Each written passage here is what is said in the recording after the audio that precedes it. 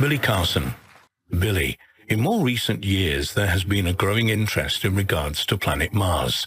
Could there have once been an ancient civilization that occupied this planet? And if so, what evidence is there to support this? A lot of great questions here.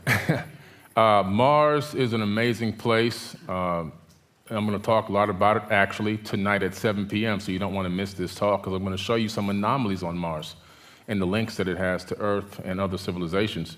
But Mars used to be a habitable moon of Tiamat, which I'll talk about tonight. And one side of Mars is completely charred, and the other side is extremely smooth.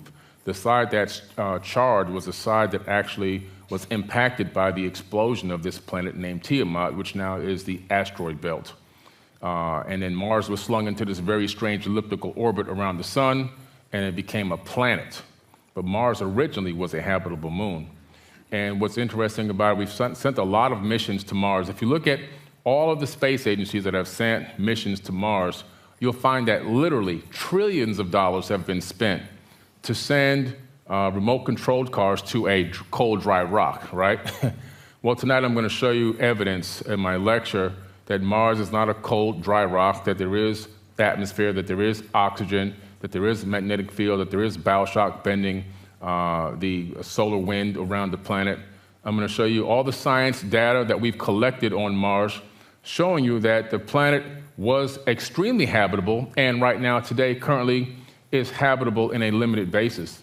Also, I'm going to show you, talk tonight about the pole shift that occurred on Mars. When it took that impact, the crust of the actual planet itself shifted about 45 degrees, creating a pole shift, which created a global flood on Mars, which is why a lot of the anomalies that we have discovered appear to be washed over by mud. And I'm going to show you a lot of anomalies taken from several different rovers: Opportunity, Spirit, Perseverance, Curiosity rover.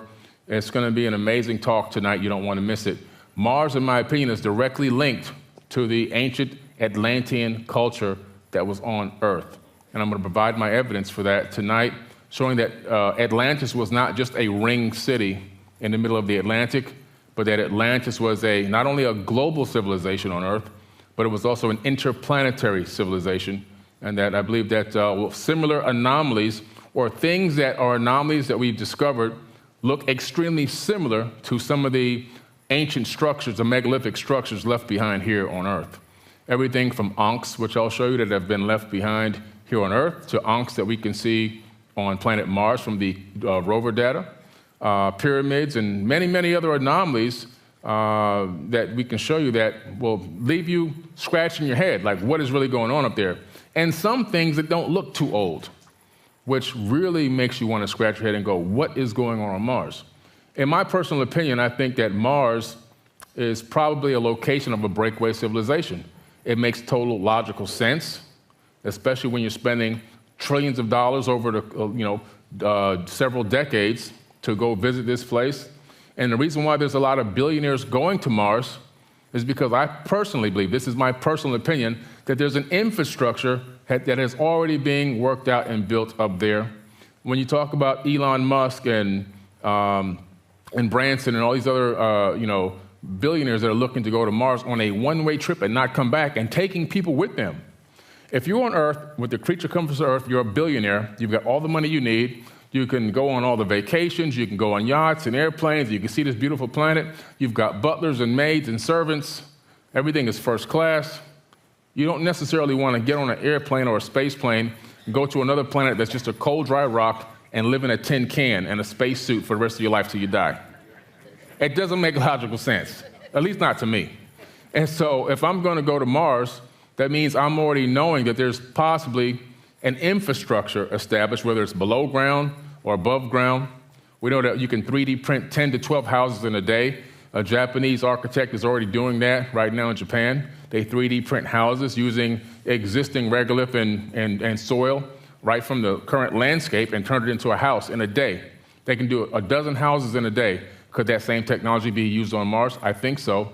So I'm going to talk a lot about that tonight, show you guys a lot of anomalies that you're going to see. Actually, they resemble ancient things here on Earth, but also some things that don't look so ancient. And do we know exactly what they are? No, we don't. But I can tell you that there has been xenon discovered in the science data coming back from Mars, weapons-grade xenon. And so xenon is a byproduct of nuclear war, nuclear explosions. And so when you have xenon in the soil and in the atmosphere, in those levels, it tells us Mars truly was the god of war.